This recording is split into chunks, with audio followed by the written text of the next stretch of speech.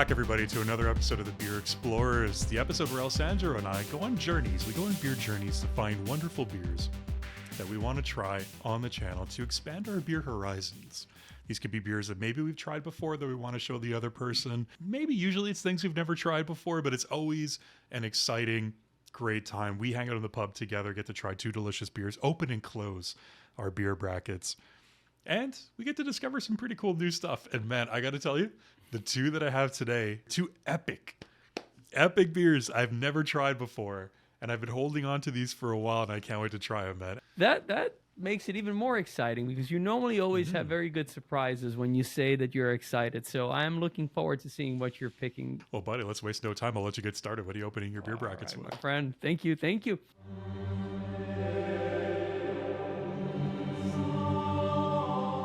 For this opening beer, I have picked a style that we have, talked about a little bit before in a previous Beer Explorer episode. And because we haven't been able to formally introduce this style yet on the Beer Bracket channel, and we both are big fans of it, I thought it would be nice to at least bring another example, another specimen here on the Beer Bracket Explorer scrutiny. What is it? So I found this... the deep scrutiny. The scrutiny, yeah, exactly. I found this treasure, my friend, and it's the Eibauer, the Berliner, and I'm going to mispronounce the second word, Geschichte, which is History of Berlin. That's the name of the beer from Eibauer Brewery, and it is a black beer, so a Schwarz beer. So that's awesome. I don't know anything about the Eibauer Brewery, so I'm super excited to learn about that. I want to hear whatever you have to say, man. That's amazing.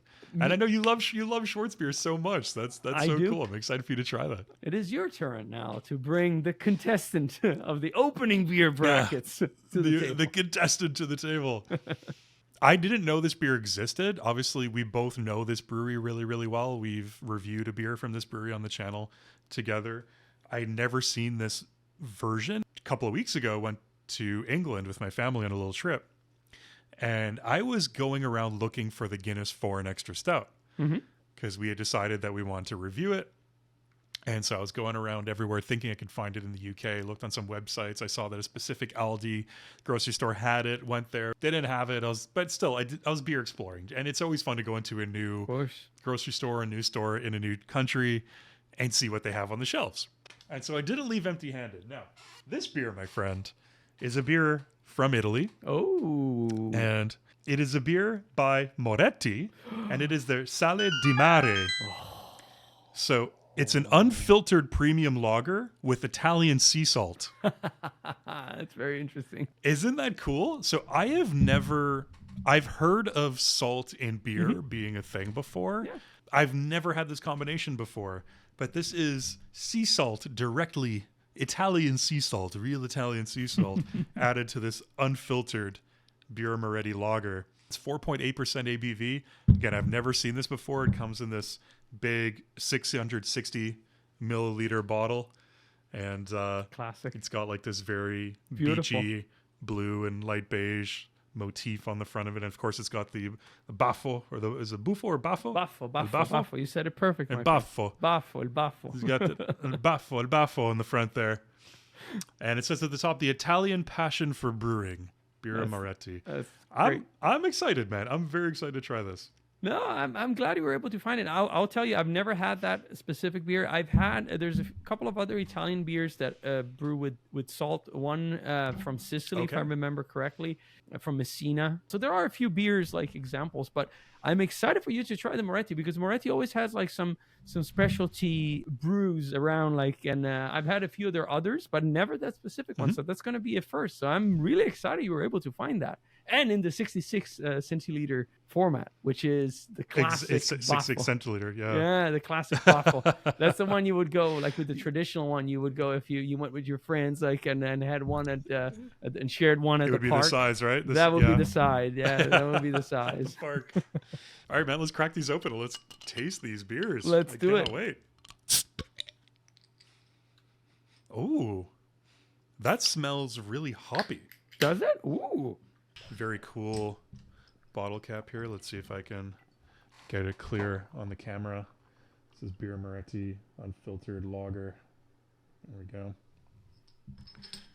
And because I only got one of these, don't have a pour shot, I'll show the label here. Try and get a clear shot of that. There we go.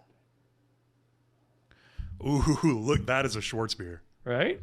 That is a Schwartz That's a beer dark if I've beer. ever seen one. All right. A black lager. Ooh, Oh, okay. this smells good. Does it? Tell me, while I'm pouring this out, tell me about it. How's it smell? I love the fact that it smells like a lager, but it has those classic like hop aromas with rich malt. But then after you smell that initial whiff of delicious tasting lager, you get those roasty, deep, roasty, chocolatey coffee notes.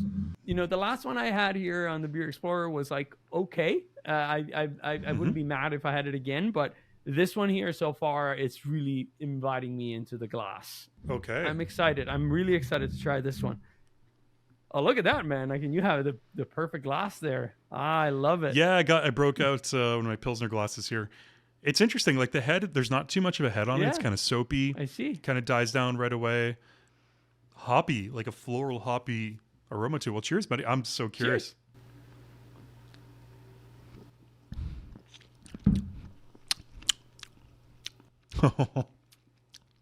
Wow. Oh, wow. This is amazing. Tell me about it, my friend. Tell me. I'm curious. This is a really good beer. It's very much like a regular standard unfiltered lager when you take a sip. A little bit of an oily mouthfeel, but fine. Decent level of carbonation, nothing sharp, kind of just like a soapy carbonation to it. And you get like a strong malt hit right away. Nice crackery malt. But then on the finish, it's like you just licked some salt. It's like you had a couple of grains of salt on your finger and you touch your tongue with it. And it comes like a couple of seconds later. Because at first I was like, oh, I'm not getting the salt. And then all of a sudden, like, whoosh. It's, I'm really enjoying this. This is really tasty. Nice. I'm glad. It sounds like a very interesting beer and very complex for being like a relatively light beer. Yeah, I mean, like 4.8% ABV. Exactly. You wouldn't expect it to be too characterful, but nice bitter kick to it, like nice hops on it. I was expecting it to just be like a variation of just regular beer Moretti with a little bit of saltiness to it, but this is a completely different beer.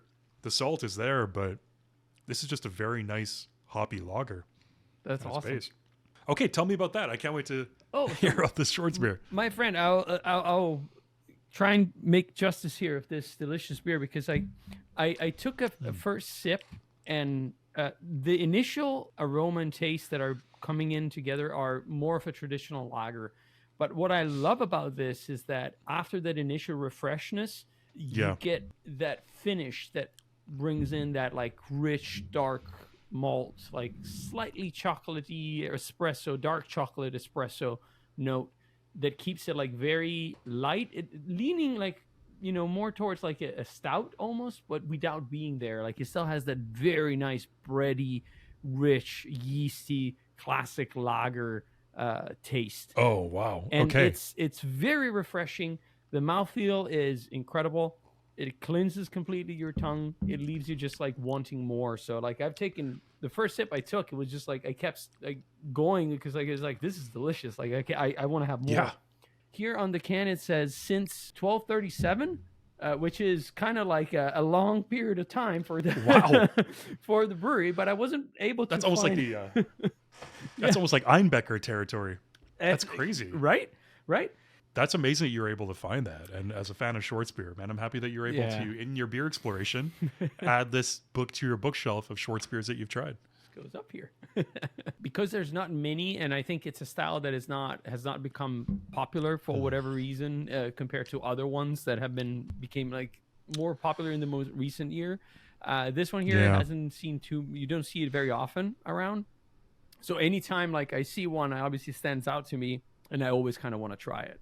That's true. That style hasn't really become trendy again. I've seen quite a few Czech dark lagers done by microbreweries. I'm not sure exactly what the differences between those two styles would be between like a Czech dark lager and a Schwartz beer. Maybe you know, but an actual Schwartz beer labeled as such, I can't think of one microbrewery. I'm sure there are. I'm sure people are doing it, but I haven't seen one at least around here. Yeah, I think you're spot on, because I have also seen, like, for example, even at the Berry House, they do have a Right. Czech dark lager, right? Which is, I would say, it's probably the closest thing to a German Schwarzbier that you can easily find, right?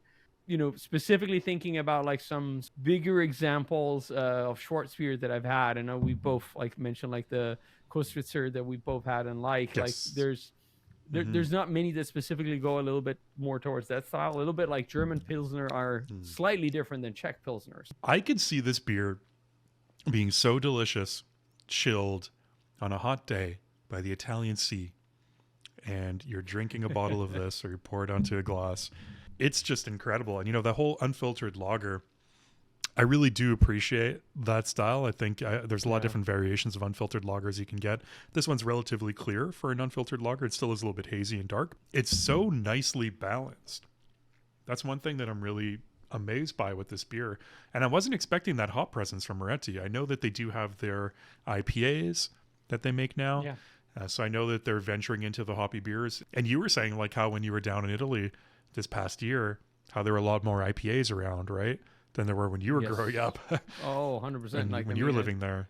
100%. Like the past 10 years has seen a huge surge in popularity of IPAs in general in Italy, and IPAs. IPAs, yes, that's how they call them. IPAs. And obviously it's a trend that like slowly has been following from over here in North America.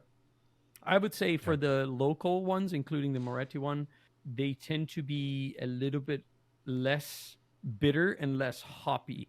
They're a little more gentle on the characters, at least the ones that I've experienced. The Moretti one specifically, I remember trying it and thinking, oh yeah, I mean, I can definitely see it, but I wouldn't necessarily classify it as as an IPA. Like as an IPA, yeah. Well, I'm sure technically it is, but just based on if you go in an average, brewery here and you ask for an IPA, the level of hop presence and the level of bitterness that you expect on the glass, it's going to be like slightly different than at least the one that I experienced there in Italy in the bottle. So yeah, that makes perfect sense, man. I think with cultures like that, they have to sort of ease the style in with people, right? Even like when I was in the UK, traditionally, I know there's tons of microbreweries have been brewing IPAs in the UK for a long time. Believe me, I know that. But I think just culturally in general, sure, there's English bitters and they like their pale ales, but even their pale ales aren't overly hoppy or bitter at all compared to a lot of North American like amber pale ales that I've had. Like even the last Beer Explorer episode, I had the Hobgoblin IPA, and that was just like an ale. I wouldn't call that an IPA at all. I mean, it was hoppy, but it wasn't anything like any kind of North American IPA I've had. And so I think it's similar. It must be. Whereas it's easing the market, the mass market. Of course, there's going to be the craft beer drinkers and every style imaginable is available in that scene. But for the mass produced beers that people are going to get in grocery stores that casual beer drinkers are going to drink, I think you got to kind of ease them into it a little bit. Agree. It takes some time, right? Like, and also some exploration, because like any new style, it's always to some degree shocking if you've never had it.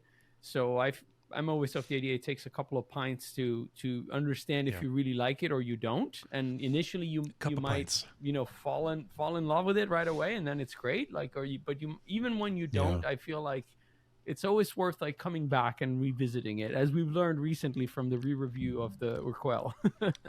Exactly. I'm a big fan of this salt in beer phenomenon. I'm a very big fan of it. I think it adds a beautiful character to the beer. And I love that, especially it just comes out on the back part, like on the finish. And it's very subtle. It's a very nice palate cleanser for the hops so you can have like a strong character beer with a little bit of a salt character that just cleanses your palate, gets rid of the strong bitter hop, gets rid of any kind of lingering malt, and it's like you're fresh. Agree. And it's beautiful how they do this. I'd be really curious to look into this and learn about the brew process a little bit, but how they just get that perfect slight amount of saltiness, and it's like fresh saltiness on your tongue. It's beautiful. I'm loving this, man. Birra Moretti, Sala di Mare. If you're in the UK, I got this in an Aldi, so you can probably pick this up at maybe any grocery store. Not sure, at least at Aldi's. Yeah, if you do ever see this, it's worth it. But I almost feel like every time you have salt it's adding almost like a different dimension to the, specifically on the, and to your point, and the finish. Oh, absolutely. There's an amazing depth of flavor to this beer in a way that you're not necessarily expecting from a lager, especially from a lager made by Moretti. Thank you for bringing that back all the way from the UK, my friend, and originally from Italy. That's awesome. All right, man. We come down to our closing brackets now. I'm excited. What are you closing with?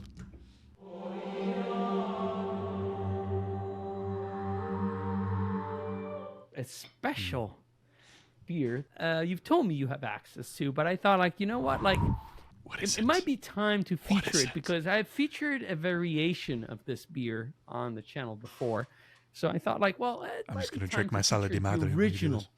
What is it? So my closing beer brackets is Oh, La La Chouffe. Chouffe, the Blonde, the classic. Is that their original? The blonde is the flagship beer? To my understanding, it is, and it's one that it's easily accessible here in the U.S. You were telling me recently that you also have access to this relatively easily in Canada. So Yeah. a review might be coming of this beer. It might be. Yeah, the SAQ liquor store block away from my house carries that one. There you go. It's time to feature this beautiful beer. Maybe So, some but I'm gonna let you introduce yours, contestant, my friend, for the closing beer brackets. Come on down. So you will see here, this beer glass might give it away. We're talking advice. We are talking a Vice, but this is an Erdinger, I see here, who do have a beer in our Perfect Beer Roundtable. There's one of their beers that I've never tried before, that I got my hands on, that I'm very excited to give a try to today because it's a style that I very much appreciate. And that is the Pikantus, the Weizenbock. Ooh, nice. Yes. So every once in a while, I do a little beer pilgrimage down to Ontario. I'm living in Quebec now. And because they have a whole different selection of beers down there. So I'll do like an order online ahead of time and drive to the closest one across the Ontario border and bring some stuff back. And it lasts me a couple of months for reviews and stuff like that or whatever. We do these kinds of episodes. They had this and I'd never seen it before. I've never seen it in stock before. I've never tried it before. I've tried their Cristal. I have tried quite a few Erdinger beers, but I've never tried this one. Have you had this one before? I have not, my friend. I've heard of it, but I've never had the chance and the opportunities. I would say you got two beers that I've never had. Like, so it's a fantastic beer explorer episode, my friend. And this one is a very, very highly regarded Erdinger beer. I can't even say how many Weizenbocks I've had in my life. Maybe the Aventinus might have been. Yeah, we've had the only Vitus. ones. The Vitus, that's right. Yes. Smell good, my friend. That smells rich. Like really sweet and rich. I'm excited to hear you describing that. And of course, like all Erdinger beers, it is bottle fermented. Oh boy. I forgot how much Erdinger beers just explode with carbonation. This is going to be almost like a slow pour. I'm going to have to let this settle a couple of times. Oh, look at that. You know how our friend Boydo, if you're watching this, you know how you went off on our Beer Bracket Sessions episode saying about how when you drink a beer in its proper glass, it just makes it taste better? I agree. There it is. I agree. Look at this. There's nothing like an Erdinger beer in an Erdinger glass.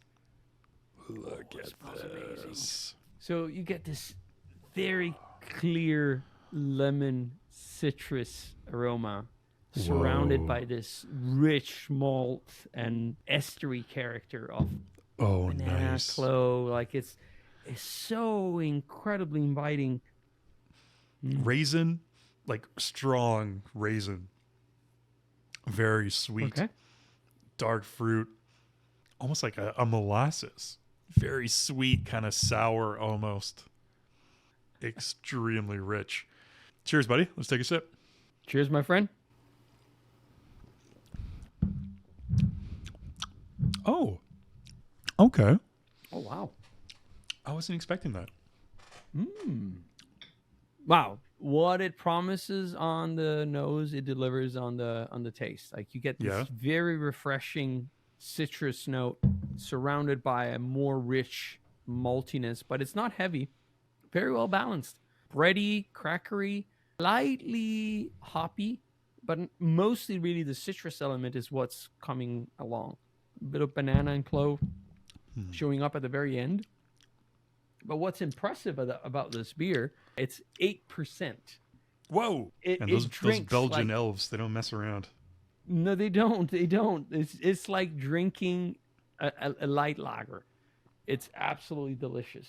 I'm glad I'm revisiting it now because it's worth it's worth the experience. And I love It's worth it. the bottle. Like we've always talked about this, how the bottle also plays into, and It obviously does. the it does. A label little stubby itself, bottle. like it's Yeah. it's a slightly different experience. So like 330 milliliters, so 11.2 ounces. And obviously we'll get into the story of the beer and why the gnome is there. But my friend, tell me a little bit about the taste first. Like I'm very curious. I'm still processing it. It's very, very complex. The aroma, like I described, is really intense, and then when you take a sip, it's a lot lighter than you would expect it to be, which I think is very characteristic of most Erdinger beers that I've had. They're very good at achieving that sort of very light, balanced character to their beer. They're never heavy on the taste. It's 7.3% ABV, so it's up there, and it's bottle conditioned, so it has, like you saw when I poured it out, that extra explosion of carbonation. Even now, there's still, the bubbles are just like aggressively bursting on the top, and it has all this liveliness to it. It's got this amazing caramel color to it. Caramel. Yeah. I got you. You I'm got gonna me. get you. You You're got gonna- me. I'm you're sticking to gonna- caramel. Caramel. It's beautiful. It's got a nice, it's got like a heavy body, but a sharp carbonation. And even though like there's a ton of sweet like raisin and dark fruit on the aroma, on the taste, it's just very malty. And that sweet raisin is kind of just in the background, lingering in the distance. I was hoping that this would just be very bready, weedy, and malty, which it is. Because I'm not a big like raisin. I'm not a big fan of that flavor. On the aroma, it was a little bit overpowering, but on the taste, it's perfect. It's just there a little bit on the finish. Very beautiful beer. Oh wow, this is like Nice. drinkable. Like poured out obviously this pint here. I would have no problem sipping this and finishing this. I don't think this would fatigue my palate. It's very, very balanced. And again, I think that's a calling card of Erdinger. All their beers that I've tried, from their Dunkel, all the way up to, their regular wheat beer, to even the Cristal I tried. They're all kind of along these lines where very subtle, but full-bodied. This is an amazing, amazing beer. Okay, so I need to hear the story that you have. The gnome on the label, right? Like where are they coming from, right? Yeah. So according to legend, which we know is the most reliable source of information when it comes Always to the beer, most reliable. when the founders of this brewery back in the 80s were deciding on like, what should we do? What are we calling our beers and etc. Right? Like a lot of the Belgian beer are depicting like a fat monk. We don't want that. We don't like that. That was one of the things that they were saying. What do they got against So, fat monks? I don't know. They didn't want that. That was their. They want to thing. stand out. Yeah. They wanted to stand out. So, Yeah. like they said, like to put let's put a gnome there instead of a classic monk or wizard. And gnomes could be another wizards. fun fact is that little gnome that you see there, he has a name. What's his name? name is Marcel. So that's a good monk. That's a good there gnome you know. name. Yeah, and That's if you definitely a look good gnome behind name. here, like I'm gonna bring it close to the camera, you're Yeah. gonna see he's hiding He's hiding behind the behind barcode. the barcode. Oh, Marcel. Well, this was epic, man. Epic Beer Explorers episode today. Thanks, everybody, for joining us. Let us know down below if you tried any of these beers. And if you were having a beer along with us while watching this episode, let us know what you drank. And click that beer bell, because what that's going to do, it's going to let you know when we're in the pub. And so YouTube will let you know. It'll be like, come hang out in the pub with Joe and Alessandro. Come have a beer. Come hang out. Here's some stories. Here's some beer stories. No matter what you do, don't forget to close your beer brackets. Never forget. Cheers, everybody.